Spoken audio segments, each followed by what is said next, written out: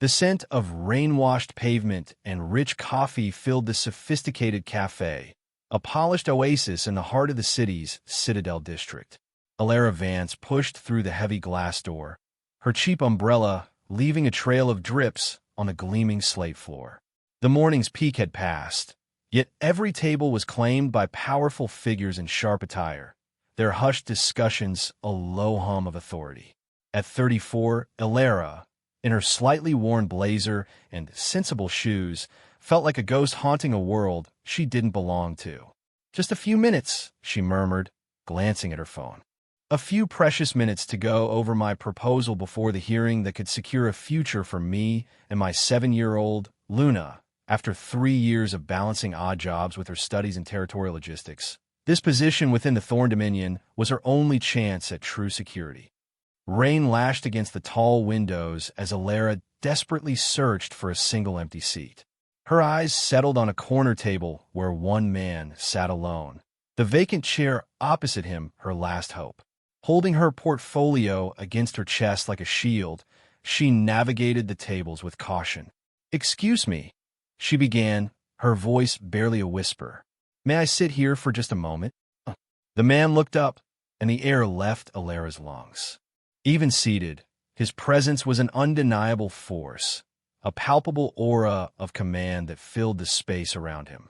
Intense silver eyes appraised her from beneath a strong brow, his expression impossible to decipher. He wore a dark, impeccably tailored suit that likely cost more than her annual income, with a simple, elegant watch on his wrist.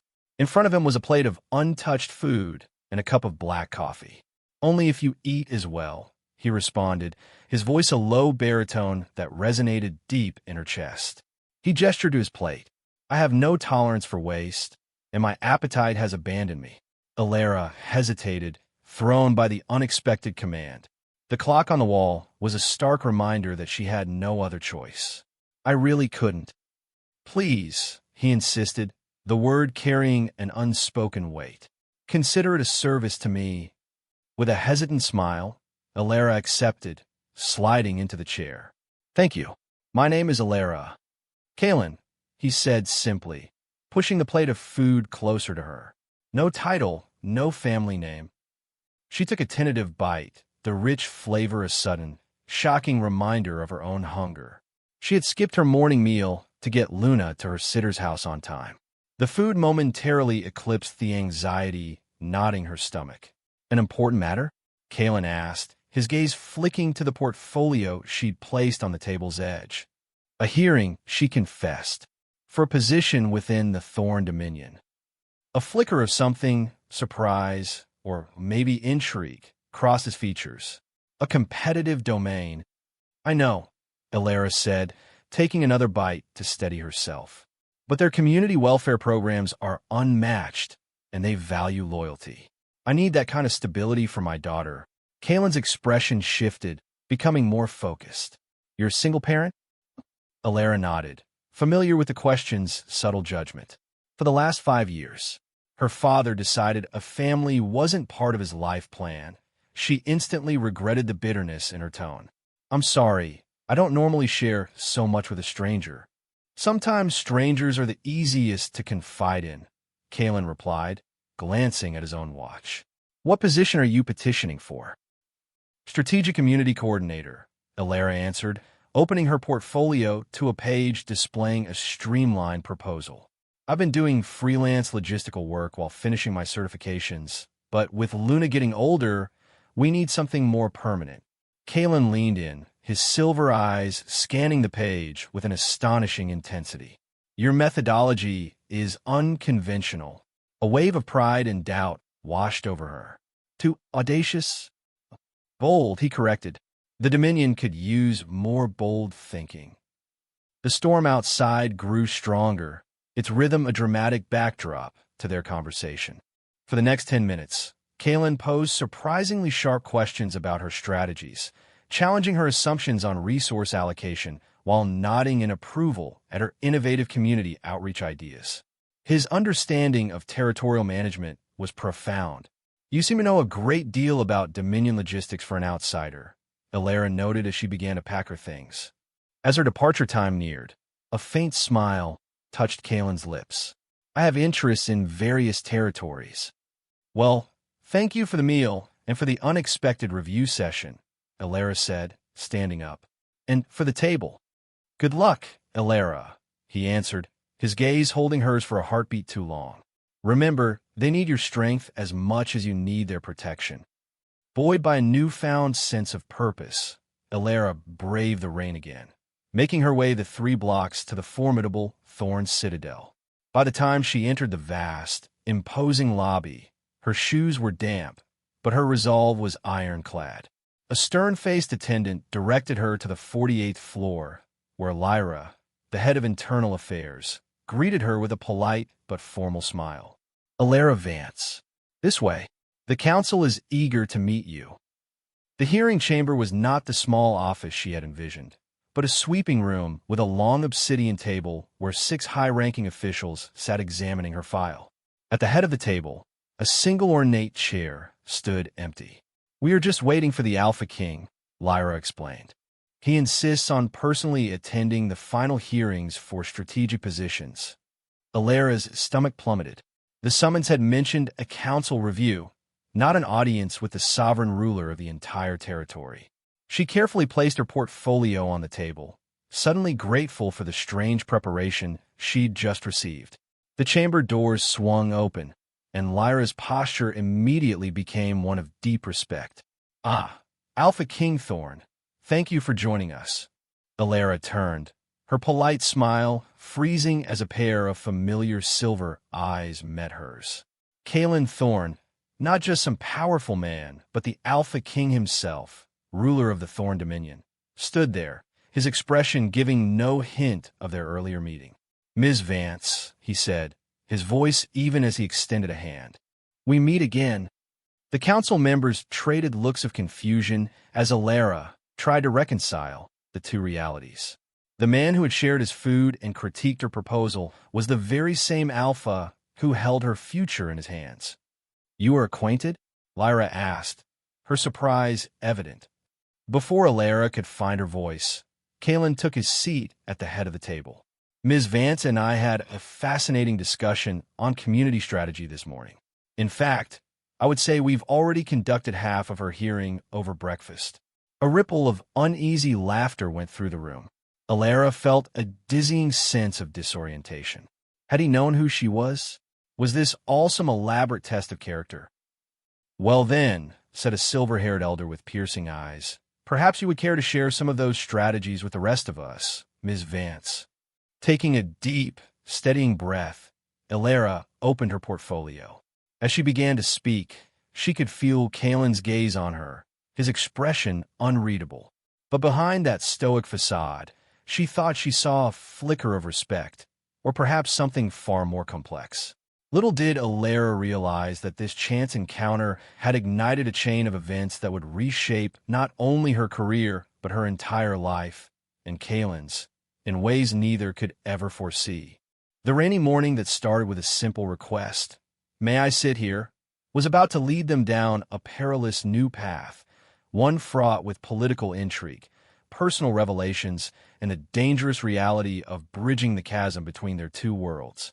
As Elara brought her presentation to a close, a weighted silence descended upon the chamber. She had poured every ounce of her knowledge and 3 years of relentless effort into that short address.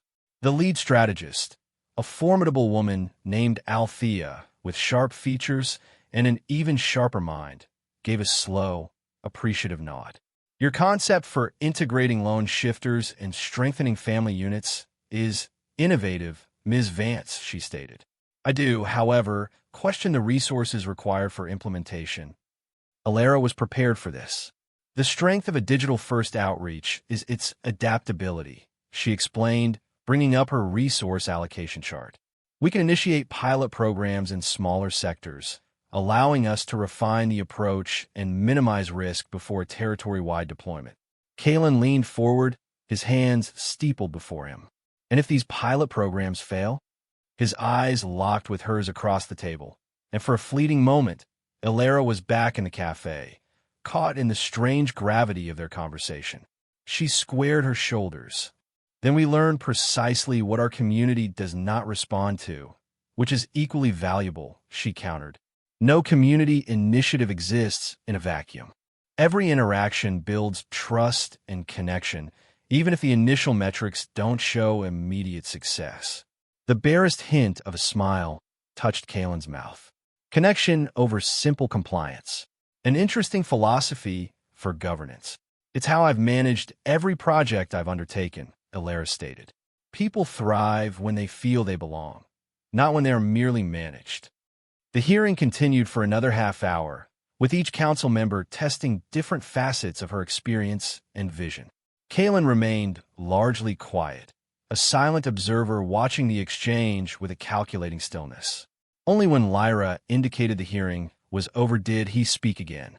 "One final question, Ms. Vance," he said, his voice commanding the room's full attention. "Why the Thorn Dominion? The continent has no shortage of territories seeking skilled logisticians." The question was deceptively simple but heavy with meaning. Alara knew the standard answers, the Dominion's power, its reputation, its leadership, but some instinct told her Kalen sought something more genuine. "Honestly," she began, deciding that authenticity was her only remaining asset, "it's your Dominion's policies for families. The flexible support structures, the emergency den care, the opportunities for advancement that don't force a parent to choose between their duty to the pack and their duty to their child." She took a steadying breath. "I'm a single mother to a wonderful 7-year-old girl. She deserves a safe, stable home, and I deserve the chance to provide that without sacrificing her childhood or my own potential." The chamber was quiet. Lyra's formal expression softened, while Althea shared a brief, unreadable glance with the silver-haired elder. Kalen's face remained a mask of control, but a subtle shift occurred behind his eyes. "Thank you for your candor, Ms. Vance," he said at last. "Lyra will be in contact by the week's end." With that, she was dismissed. Alara shook hands with each council member, leaving Kalen for last. His grip was firm and formal, giving no indication of their earlier connection. "Alpha King," she said, meeting his gaze. "Ms. Vance," a pause that was almost imperceptible. "Best of luck." Outside, the rain had ceased, but heavy clouds still loomed over the city. As Alara walked toward the transit station, a whirlwind of emotions churned within her. Had she been too candid, too bold? The absurdity of having unknowingly shared breakfast with the Alpha King felt like some cosmic prank. Her phone vibrated with a message from Mrs. Gable, her elderly neighbor. "Luna is doing her art project. How did the hearing go?" Alara typed back. "It's over. It was complicated. I'll tell you later." Complicated was a massive understatement. As she waited for the train that would take her back to their tiny apartment on the district's edge, she couldn't shake the premonition that for better or worse, her life had just been irrevocably altered. Meanwhile, Kalen Thorne stood in his penthouse office, gazing at the same brooding skyline. He turned a heavy silver pen over in his fingers, his thoughts consumed not by territorial disputes or economic strategies, but by a chance encounter in a cafe and the fiercely determined woman who had disrupted his day. 3 days later, Alara stared at the official communication on her screen, reading it for the 4th time. "Dear Ms. Vance, we are pleased to offer you the position of Senior Strategic Coordinator for the Thorn Dominion, effective immediately. This is an advancement from the position discussed, reflecting our confidence in your capabilities as demonstrated during your hearing. Please report to Internal Affairs on Monday at 9 a.m. In regards, Lyra, Head of Internal Affairs Star." "Senior Coordinator," Alara breathed, collapsing onto the worn sofa in her living room. The role was 2 ranks above the one she had petitioned for, with a stipend that would completely change their lives. "Mom, are you listening?" Luna stood before her in mismatched pajamas, her dark curls a wild halo around her face as she clutched a stuffed wolf. "I said I'm hungry." "Sorry, sweetie," Alara said, setting her device aside and pulling her daughter into a fierce hug. "Guess what? Mommy got the position. The one in the super tall building." Luna asked, her brown eyes, so much like Alera's, growing wide. That's the one. And it means no more late nights at different jobs. I'll be home for dinner almost every night. Luna's face broke into a grin that made every single struggle of the past 5 years feel insignificant. Can we have waffles to celebrate? Absolutely, Alera laughed. As she prepared the batter, her mind spun with the possibilities. The senior position meant they could finally leave their cramped one-bedroom apartment. Luna could have her own room. Yet, a thread of unease ran beneath her excitement. Why had the Alpha King elevated her position? Was it a true acknowledgement of her skills? Or was it born from some sense of obligation after their strange meeting? The idea that she might have been granted favor made her deeply uncomfortable. Monday dawned bright and clear. Alera walked Luna to school before taking the train into the Citadel district. The Thorns Citadel seemed to pierce the blue sky, its dark glass reflecting the clouds. Without the rain and nerve-wracking anxiety, she noticed details she had missed before. The subtle pack sigils etched into the stonework, the silent, watchful security, the powerful aura of the shifters moving in and out of the revolving doors. Lyra met her in the lobby. "Welcome to the Dominion, Alera. You've certainly made an impression." "I have," Alera asked, suddenly feeling out of place in her new, carefully chosen suit, purchased from a consignment shop over the weekend. "It isn't every day the Alpha King personally advocates for a petitioner's rank to be increased," Lyra explained, guiding her toward the secured elevators. "In my 10 years of service, I've never seen him take such a direct interest in a new hire." A flush of heat rose in Alera's cheeks. "I never asked for any special consideration." Lyra's expression softened. "No one is suggesting you did. Your qualifications are impeccable, but something about your hearing clearly resonated with him." The morning was a whirlwind of security clearances, introductions, and orientation. By noon, Alera had met her team of 4 junior coordinators, who all regarded her with a mixture of curiosity and caution. She was assigned a private office with a breathtaking view of the harbor. Senior coordinators typically share a workspace. Her direct supervisor, Marcus, explained with a hint of awkwardness. But the Alpha King insisted you would require privacy for your strategic work. Each mention of Kalen's direct involvement gnawed at her. By midday, she knew she had to confront the issue. Steeling her nerves, she requested a brief audience with the Alpha King. She was shocked when Lyra arranged it for that same afternoon. "He already requested a check-in with you," she'd said. 3 o'clock. His office. At precisely 3, Alera stood before the massive, imposing doors on the Citadel's top floor. Kalen's executive aide, a calm and collected woman named Elena, ushered her into a vast office with floor-to-ceiling windows and stark, powerful furnishings. Kalen stood as she entered, putting down a datapad. The casual air of the man in the cafe was gone. Here, he was every inch the Alpha King, his authority amplified by the rarefied space. "Ms. Vance," he greeted her, gesturing toward a chair. "How was your first day?"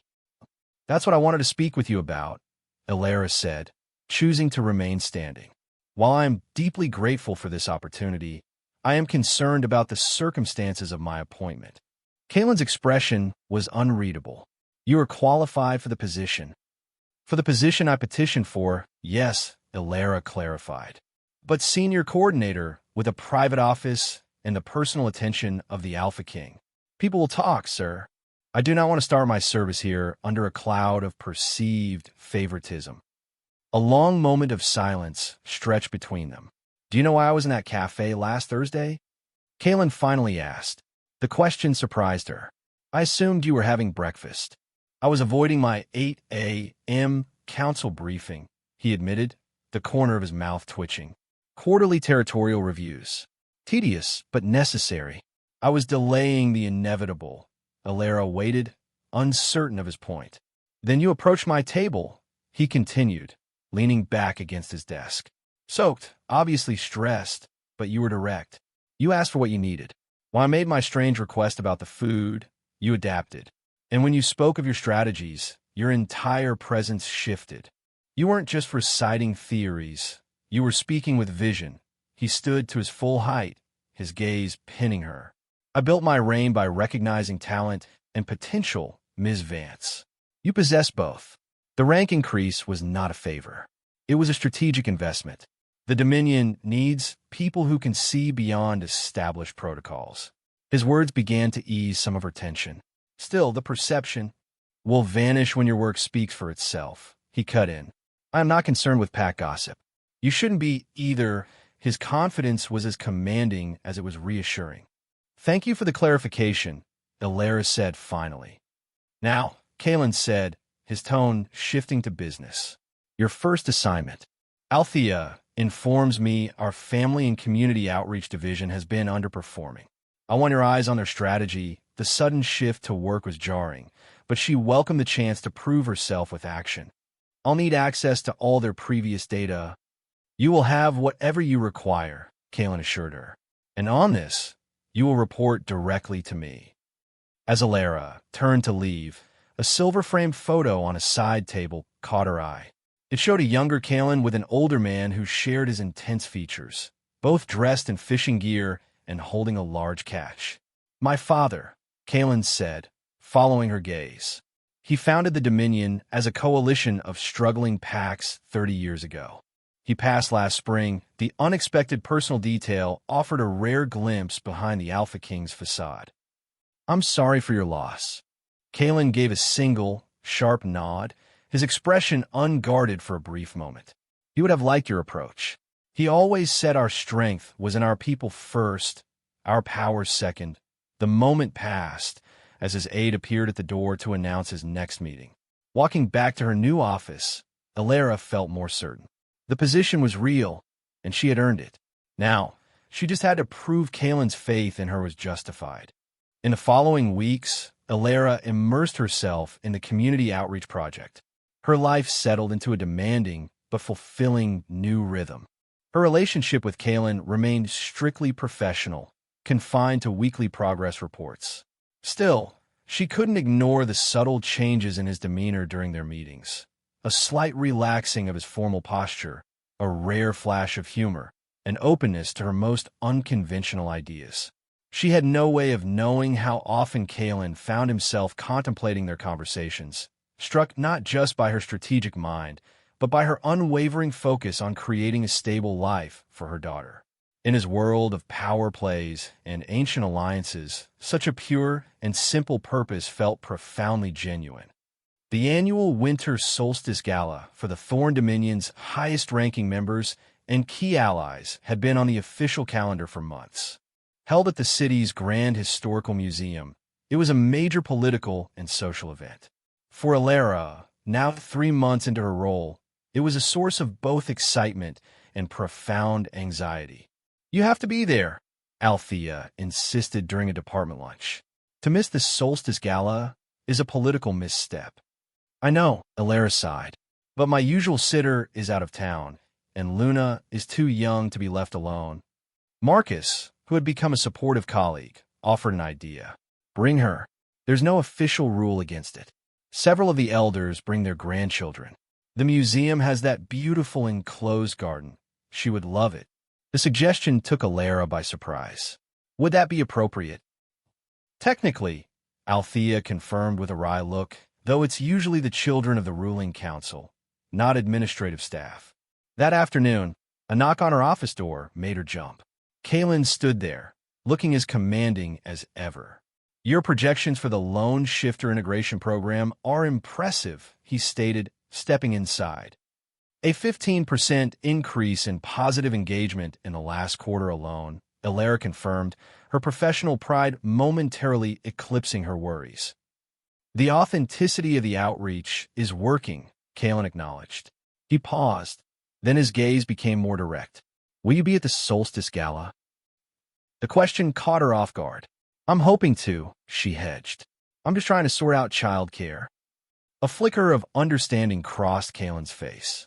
Bring her, he said, his tone leaving no room for debate.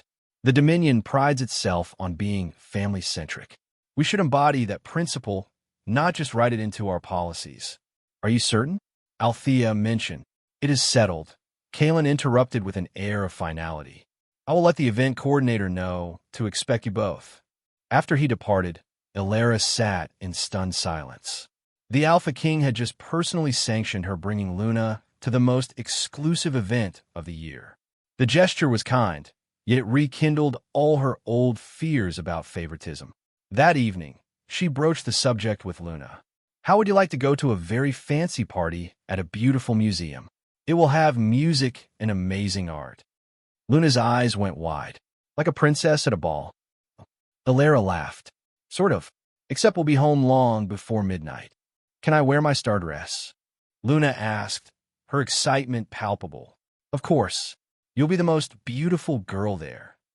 The night of the gala, they arrived by cab, Luna looking radiant in her blue dress adorned with tiny silver stars. The museum was aglow, and inside, the great hall had been transformed. Alphas in tailored tuxedos and their mates in elegant gowns mingled under the soft light. It's like a castle, Luna whispered, her hand tight in Elara's. The event coordinator greeted them warmly. Ms. Vance, the Alpha King mentioned you would have a guest. We have a small activity area set up for the children attending.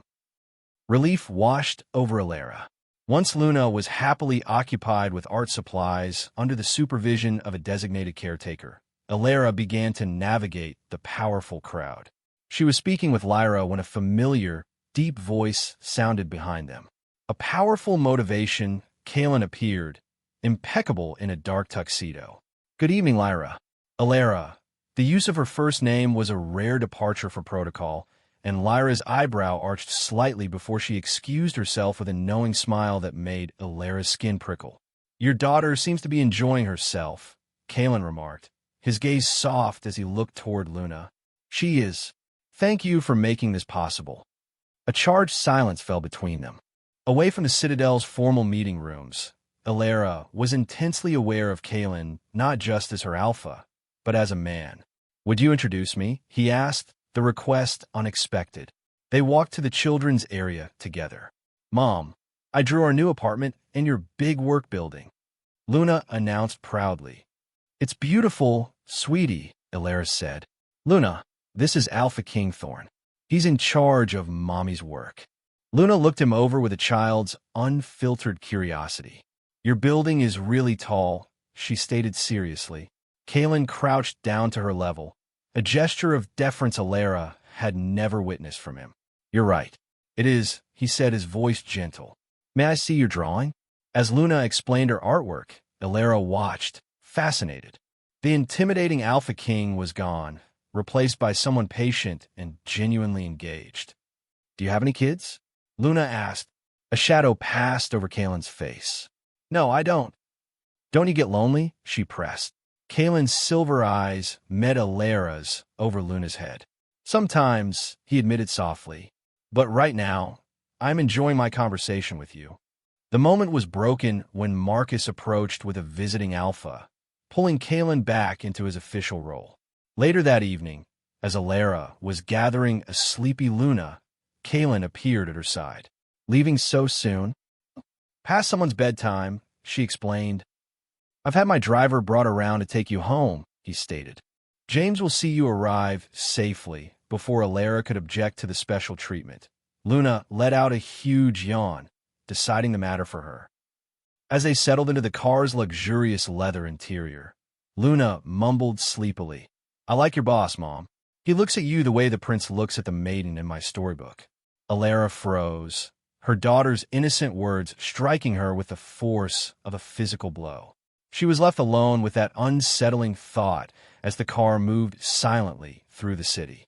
Across town, Kalen stood in his penthouse, a glass of rare whiskey in his hand, his thoughts not on treaties or territories, but on a little girl's drawing and the surprising strength of her mother. A sharp rap on Elara's office door shattered her concentration. It was Lyra, her expression unusually grim. Do you have a moment? She asked, closing the door behind her. Concerns have been raised by certain elders on the council about your relationship with the Alpha King.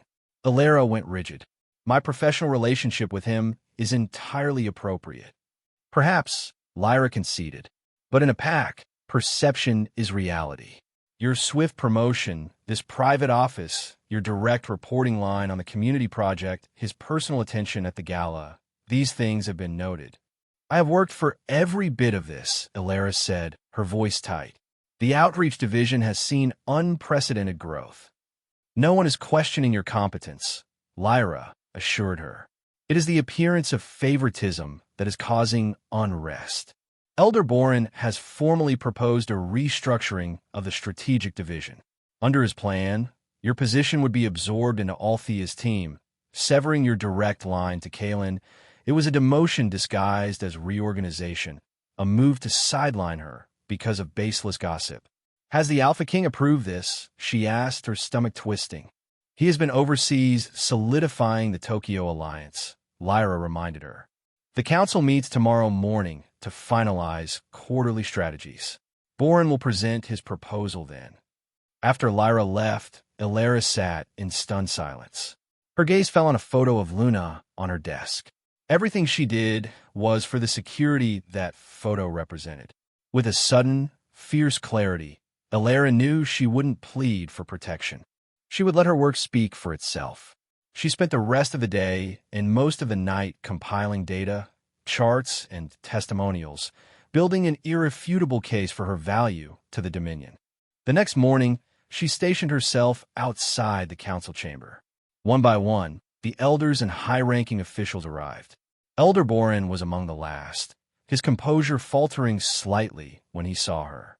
Ms. Vance, he said coolly, this is a closed meeting. I am aware, Elder Boren, Elara replied, her voice steady. I am requesting 5 minutes to address the council before you begin. Before he could refuse, a familiar voice cut through the tension. I would be interested to hear what Ms. Vance has to say. Kaelin had returned. He looked tired from his travels, but his authority was undiminished. His gaze moved from Boren to Elara. What case are you presenting? Oh. Meeting his eyes, Elara answered with professional conviction. A data-driven assessment of my contributions to the Dominion as they pertain to any discussion of departmental restructuring. A flicker of something, surprise, and maybe respect, crossed Kaelin's face. Without another word, he held the chamber door open, gesturing for her to precede him. Standing before the council, Elara delivered the most important presentation of her life, laying out figures and statistics that proved the undeniable success of her strategies. In conclusion, she stated, her voice unwavering, I asked to be judged on merit and results, not on perceptions or politics. A heavy silence followed. Finally, Kaelin spoke from the head of the table. Thank you, Ms. Vance. The council will consider your points. It was a dismissal. She nodded, gathered her tablet, and left with her head held high. The day crawled by. At 5 o'clock, with no word, she packed her personal items, unsure if she would be coming back. As she waited for the elevator, Kaelin's aide appeared. The Alpha King would like to see you. In his office, Kaelin stood silhouetted against the city lights. Your presentation was impressive, he said. The council voted unanimously against the restructuring. Relief washed through her. It was not just the data, he continued, moving closer. It was your courage. That is why I promoted you, Elara. Not because of a chance meeting, but because you have the heart of a leader. The sincerity in his voice was unmistakable. There is, however, one change. The council has approved the creation of a new division, Family and Community Innovation. You are to be its executive director, with full autonomy, reporting only to me. Elara stared, speechless. It was a staggering promotion, one she had just fought for and won on her own terms. As the reality settled, the unspoken tension between them returned to the quiet room. There is something else, Kaelin said, his voice softer. Elder Boren suggested my defense of your position was personal, and for once, he was not entirely wrong. The admission hung between them, raw and honest. I admire your intelligence, your determination, your integrity. I find myself thinking of you far beyond the confines of this citadel. His silver eyes were vulnerable. I'm asking for nothing that would compromise you. Your career and Luna's stability come first. I only wanted to be honest. For years, Elara had walled off her heart, focusing only on survival. But standing before him now, She acknowledged the deep respect and affection she had developed for him. "Luna asked me last week why you never come to our apartment for dinner," Alara said softly.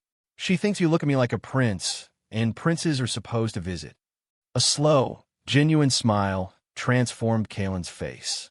"An observant child? She gets that from me," Alara replied, a smile of her own finally breaking through, along with a healthy skepticism of fairy tales. "I'm not offering a fairy tale," Kaylin said, closing the small distance between them. "Just dinner, perhaps. A chance to know each other as simply Alara and Kaylin." The offer was a simple beginning, not a grand ending.